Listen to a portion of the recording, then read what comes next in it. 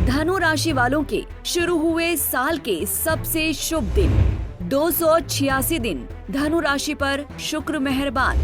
धनु राशि वालों के लिए शुक्र का पूरा फल जानने के लिए देखें वीडियो। मेरे YouTube पेज एस्ट्रो नरेश पर आपका स्वागत है। नमस्कार, मैं हूं नरेश कुमार। सबसे पहले उन दर्शकों का धन्यवाद जिन्होंने पेज को सब्सक्राइब किया है, पेज के वीडियोस को शेयर कर रहे हैं, लाइक कर रहे हैं और कमेंट बॉक्स में हमें अपनी राय भी लगातार दे रहे हैं।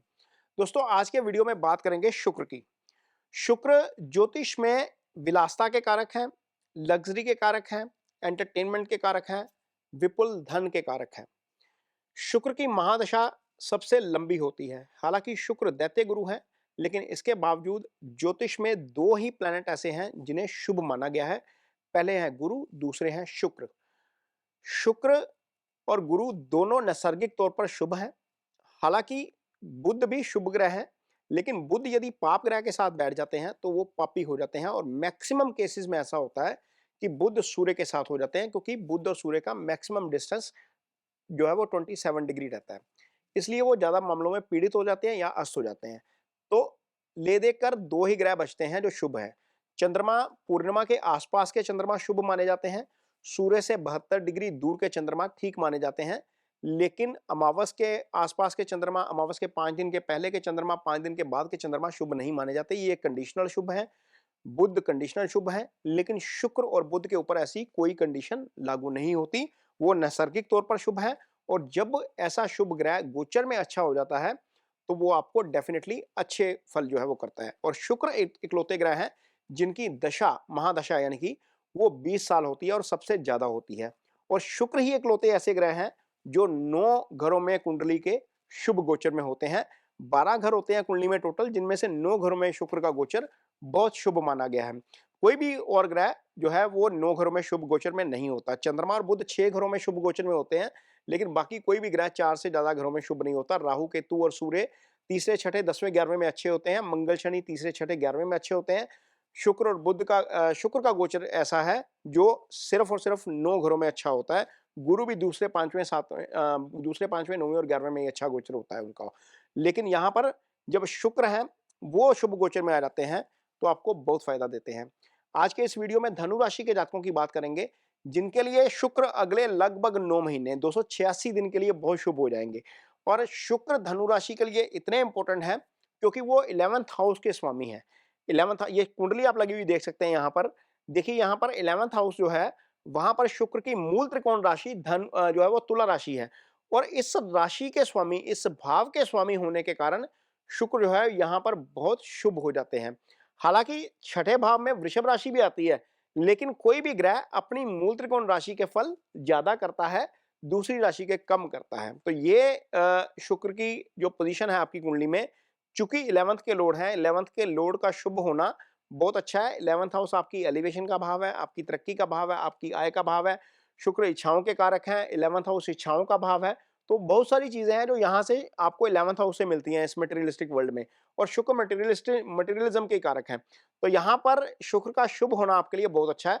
18 सितंबर वो तारीख है जब से शुक्र शुभ हो जाएंगे और अगले साल 28 जून तक शुभ रहेंगे। यानी कि लगभग 286 दिन का ये पीरियड है, 9 महीने का पीरियड आप मान के चलो, वो आपको शुभता लेकर आएगा। इजी आपको बताते हैं इस वे में कैसे कैसे यहाँ पर गोचर जो है वो जाएगा।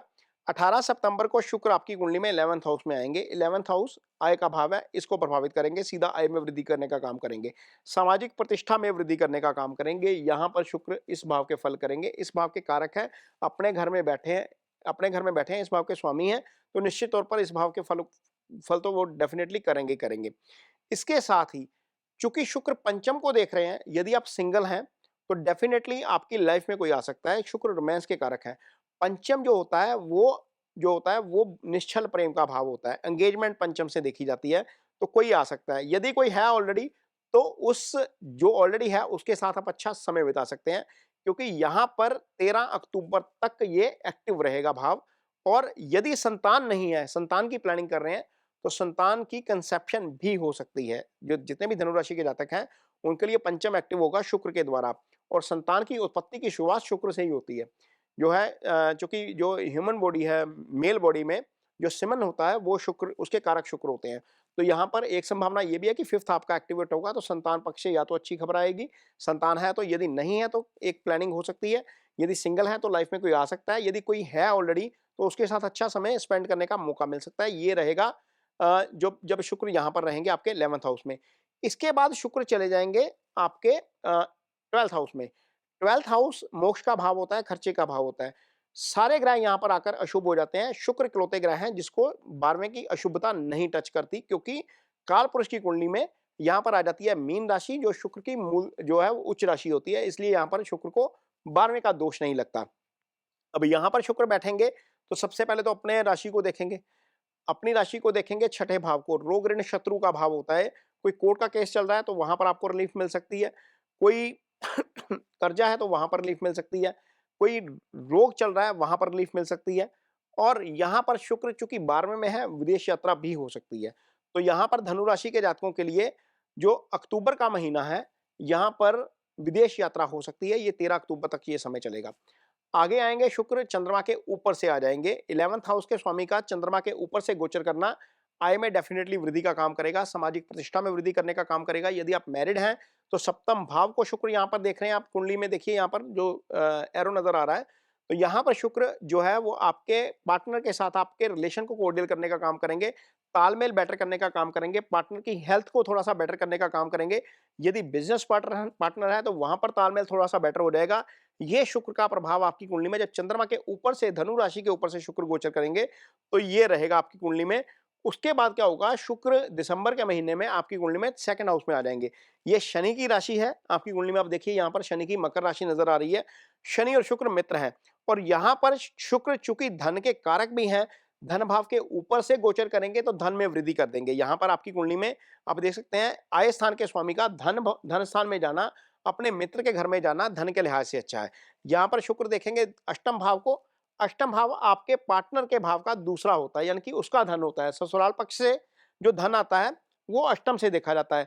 जितने भी लोग सीक्रेट सर्विस का काम करते हैं वो सारे अष्टम भाव उसका विचार अष्टम भाव से देखा जाता है, किया जाता है।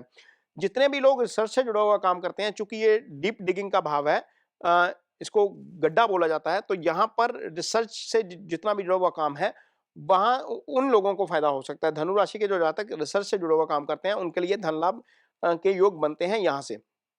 इसके बाद शुक्र तीसरे भाव में आ जाएंगे। तीसरे भाव में शुक्र का आना आपकी कुंडली में अच्छा है, चूंकि शुक्र ये जो भाव होता है ये भाव होता है पराक्रम का। यहाँ पर आकर पराक्रम में वृद्धि करेंगे। ये 28 दिसंबर के आसपास होगा। यहाँ पर शुक्र आपकी कुंडली में आ जाएंगे और यहाँ से सीधी दृष्टि आप देखिए 9th हाउस के ऊपर जा रही है। 9th हाउस को एक्टिव करेंगे। 9th हाउस आपका भाग्य स्थान होता है, यानी कि इस अवधि में कोई भी आप काम करेंगे, आपका जो काम है वो ठीक दिशा में चलेगा। आपका अटेम्प्ट जो है उसका आपको रिजल्ट मिलना शुरू होगा। कोई भी प्रोजेक्ट आप कर रहे हैं उसकी टाइमलाइन आपके मुताबिक हो जाएगी।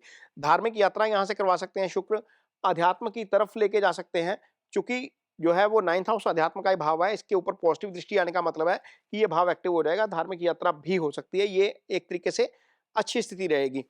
इसके बाद जब 28 जनवरी को शुक्र यहाँ पर आएंगे, 4th हाउस आप देखिए यहाँ पर आकर शुक्र उच्च के हो जाएंगे और उच्च के शुक्र होने का मतलब है ये भाव है 4th हाउस आपका। 4th हाउस सुख स्थान है। प्रॉपर्टी यहीं से बनाई जाती है, मकान आप बनाते हैं यहीं से आता है, कोई कार खरीदते हैं यहीं से आते हैं, कोई टू व्हीलर खरीदेंगे यहीं से आएगा, कोई नई एसेट क्रिएशन करेंगे यहीं से आएंगी।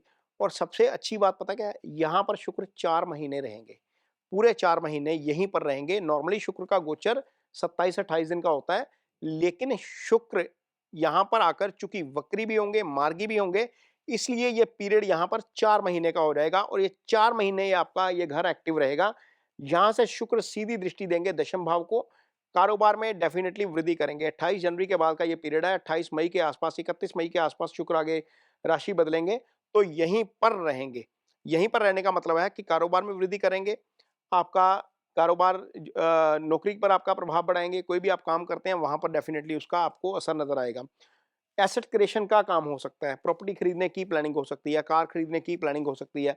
मीन कुछ भी लाइफ में आप खरीदते हैं। मदर की हेल्थ यहाँ से देखी जाती है, मदर का विचार यहाँ से किया जाता है। तो मदर की हेल्थ को लेकर जो कोई यदि कोई प्रॉब्लम है तो वहां पर आपको उसका सोल्यूशन मिलता हुआ नजर आएगा। शुक्र 12 राशि में उच्च के हैं। आय स्थान का स्वामी केंद्र में आकर उच्च का हो जाए, वैसे ही आपको उसका बहुत लाभ मिल जाएगा। फाइनेंशियली मॉनेटरी टर्म पे तो आपको उसका लाभ मिलेगा ही मिलेगा। इसके बाद शुक्र आ जाएँगे आपकी कुंडली में 31 मई को 5th हाउस में, आप देख सकते हैं 5th हाउस में जब आएँगे तो आपको यहाँ पर 5th हाउस के सिग्निफिकेंस एक बार फिर एक्टिव करेंगे। जो अभी एक्टिव होंगे ना 14 सितंबर के बाद, वो भी दोबारा एक्टिव होंगे जब यहाँ पर आ जाएँगे। अब यहाँ पर आएँगे तो संतान पक्ष से अच्छी खबर, संतान की कंसेप्शन का योग, ईज़ी गेन्स यहाँ से हो सकते हैं। कोई भी काम आप करेंगे बुद्धि विवेक से करेंगे। लाइफ़ में कोई आ सकता है, यदि कोई है तो उसके साथ अच्छा टाइम स्पेंड कर सकते हैं। प्रमोशन यदि पेंडिंग है तो 11th हाउस एक्टिव होगा, प्रमोशन हो सकती है।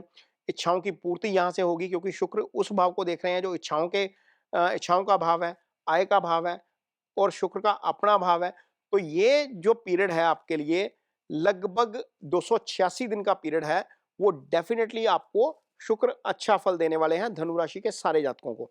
अब यदि आपकी कुंडली में शुक्र की पोज़ीशन खराब है तो इन फलों में कमी भी हो सकती है। तो आपकी कुंडली आप देखिए, यदि कुंडली में शुक्र सूर्य के साथ है, अस्त है, तो वो पीड़ित हो जाते हैं। मंगल शनि के एक्सिस में आ जाते हैं तो पीड़ित हो जाते हैं। राहु केतु एक्सिस में आ जाते हैं तो पीड़ित हो जाते हैं। 2 या 2 से पाप ग्रहों के प्रभाव में हैं तो पीड़ित हो जाते हैं। कुंडली में छठे भाव में आ जाए तो उसके रिजल्ट अच्छे नहीं होते। अष्टम में आ जाए तो अच्छे नहीं होते। तो यदि कुंडली में ये स्थिति है आपकी कुंडली में शुक्र की, तो शुक्र की 2-3 रेमेडीज हैं जो अच्छी हैं, मैं आपको बताता हूँ, वो करिए, उससे डेफिनेटली आपको फल मिलेगा। सबसे पहली तो आपकी लाइफस्टाइल की रेमेडी है। आपको लाइफस्टाइल चेंज करना है अपना।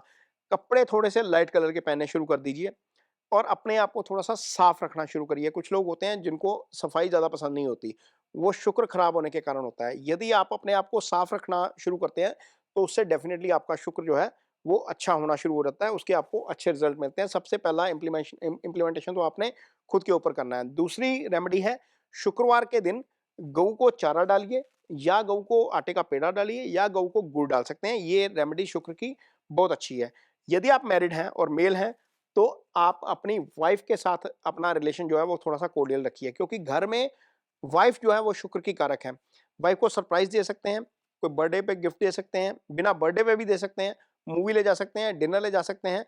आप ये ध्यान रखिएगा कि वो आपके घर की लक्ष्मी है। शुक्र को धन कहा जाता है, वाइफ शुक्र की कारक होती है। जितना वो आपसे खुश रहेगी, जितना वो आपके साथ उनका आपके साथ कॉर्डियल रिलेशन रहेगा, उतना आपको धन के मामले में फ़ायदा होगा, लग्ज़री के मामले में फ़ायदा होगा। आप ये इम्प्लीमेंट करके देखिए, आप डेफ़िनेटली इसका जो है वो आपको असर देखने को मिलेगा।